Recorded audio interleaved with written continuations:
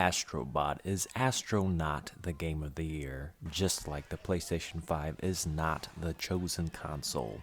It says a lot about modern gaming that a PlayStation platformer mascot collectathon can be the highest rated game of the year by most critics. Astro Bot is certainly not a bad game. In fact, I'd go as far as to say the game is beyond the metric of simply good or bad and is simply a fun time. At least half the time, which is 50% more than most games made today. With Mark Cerny himself famously proclaiming, "Now this is a game," you have to wonder what the hell was Sony doing all this time when they were giving us moments like this.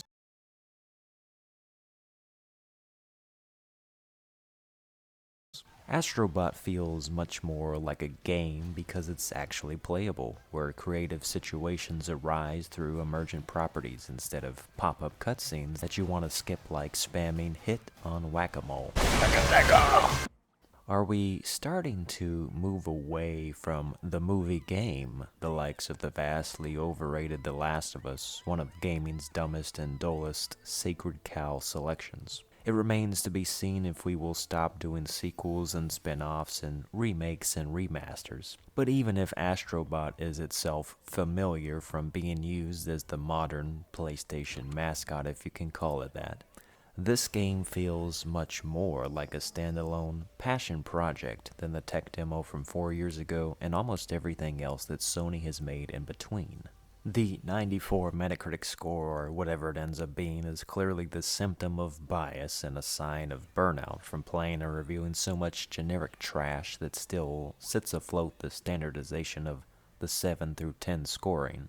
The fact that Astro Bot made it into the 90s shows that when people actually have fun playing a game, they fail to be critical and simply want to celebrate it. And a PlayStation celebration Astro Bot is. One that would not be possible without the 25 odd years of prior excellence that Sony achieved when it made games to be creative and competitive, not to be corporate. Its marketing appeal is certainly centered on nostalgia clickbait, but I'd be lying if I said it wasn't much more than that. Sure, the game made me smile and laugh a lot at the sight of childhood characters, such as when I found my old friends Jack and Daxter after crash landing on an alien planet.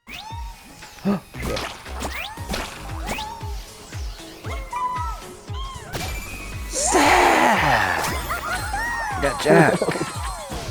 I got Jack. Or the time I found my two favorite thieves, both Sly Cooper and Joker, together in a casino-themed heist level. It's a brilliant pairing there. This moment could not have been better for me. As cool as it is to see old friends in these funny places, the best surprise from Astro Bot is how good the original levels are. Each world is full of ideas that almost never repeat. And when they do, they invite you to test what you've learned as you progress to more difficult stages that continue to delight as much as the ones that came before. The gameplay is generally fluid, though for a 3D platformer I wish it could have been a bit faster and less floaty at times, more like Blue Fire. The combat is simplistic, but you're always finding new tools on the fly to make use of, and the transitions within the levels are what I think Sony has always been after in their games on the quest to be called cinematic. There are levels that are as inventive as they are imaginative, colorful and creative, making great use of new concepts while promoting some of PlayStation's biggest and brightest heroes. But there are times when I was disappointed to see some of my favorite characters just thrown in the game without any proper introduction. Like how Dante just ends up randomly in a secret level. Surely Devil May Cry deserves a level all to their own if Loco Roco from the PSP can get one, right? Out of 300 bots, they only used some 170 PlayStation mascots, and they still couldn't find room to represent the Resistance series. Shameful on Sony's part. It's a wasted opportunity and soulless to have half of the collectibles in a collectible-based progression system be generic, nameless NPCs, when you have so many other important characters that would have been worthwhile Easter eggs. I get that it was made to show contrast so that when you really do find a cool character, it really stands out.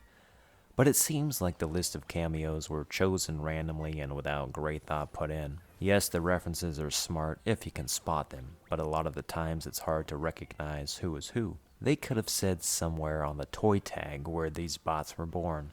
But I suppose that Astro Bot is more about who it includes than who it excludes, and what cool ideas they have in store that simply make Astro Bot an intelligent platformer that should be a breath of fresh air for gaming veterans, as well as an exciting new trip for young kids that just are getting into gaming. It doesn't make me feel like a kid again myself, but I'm glad that PlayStation is acknowledging most of the series that I grew up with, those that made PlayStation the place to play. It's just a stark contrast that the best received game of the console cycle is based primarily on done and dusted franchises, instead of being made from a completely original core. It's good timing, or I suppose bad timing if you're part of corporate Sony, to time Astro Bot's release with not only the launch failure of Concord, but the out-of-touch pricing for the PS5 Pro console that won't come with a disk drive because the PS5 doesn't have any games to call its own. At this point, the PS5 is looking like the worst console Sony has ever made, right up there with the PlayStation 1 console that has been upended on a technical level by almost every console thereafter,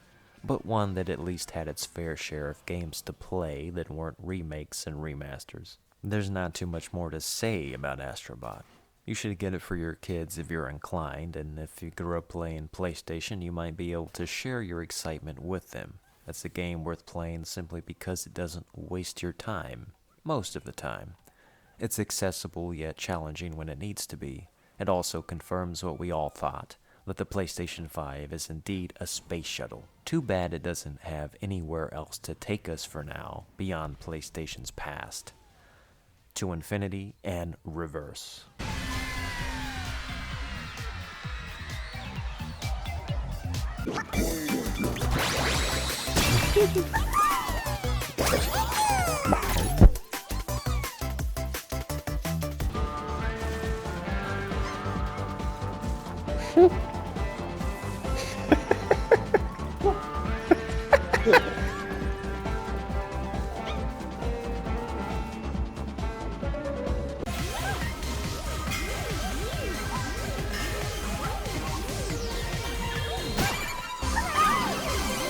Oh, sick, dude. That's Leon, dude.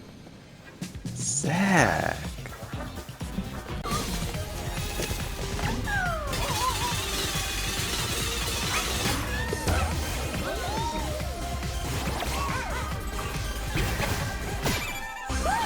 I got him!